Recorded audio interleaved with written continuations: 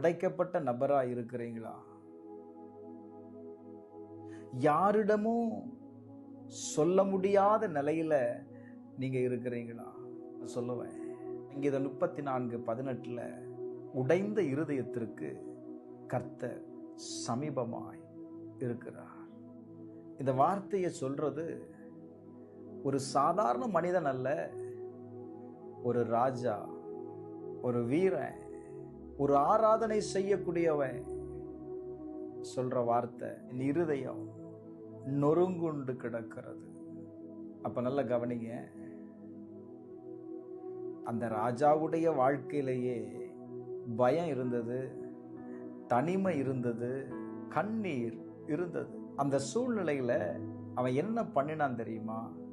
தன்னுடைய ஃபீலிங்ஸை அவன் மறைக்கல, அவன் ஓப்பனா எழுதுறாங்க. தாவே, நீர் எங்கே இருக்கிறீர்?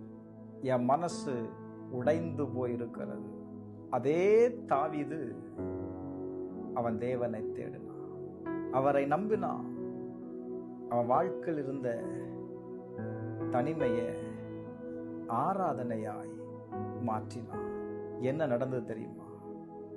அவனுக்குள்ள இருந்த வேதனையை எல்லாம் துதிக்க கூடியவனாய் மாற்றினான். நான் இப்படி சொல்லுவேன், இன்றைக்கு உங்க வாழ்க்கையில எந்த இடத்துல உங்களுடைய இருதயம் நொறுங்கப்பட்டு இருக்கிறது, எந்த காரணத்திற்காக நீங்க தனிமைப்படுத்தப்பட்டீங்களோ அத தேவனிடத்துல சொல்லுங்க. எல்லா சூழ்நிலையும் மறந்து தேவனை துதிக்கக்கூடிய ஒரு நபராய் நீங்க மாறுவீங்க அப்படின்னா நான் சொல்லுவேன், உன் கண்ணீர் உங்களிடத்திலிருந்து எடுக்கப்படுவதை நீங்க காண்பீங்க.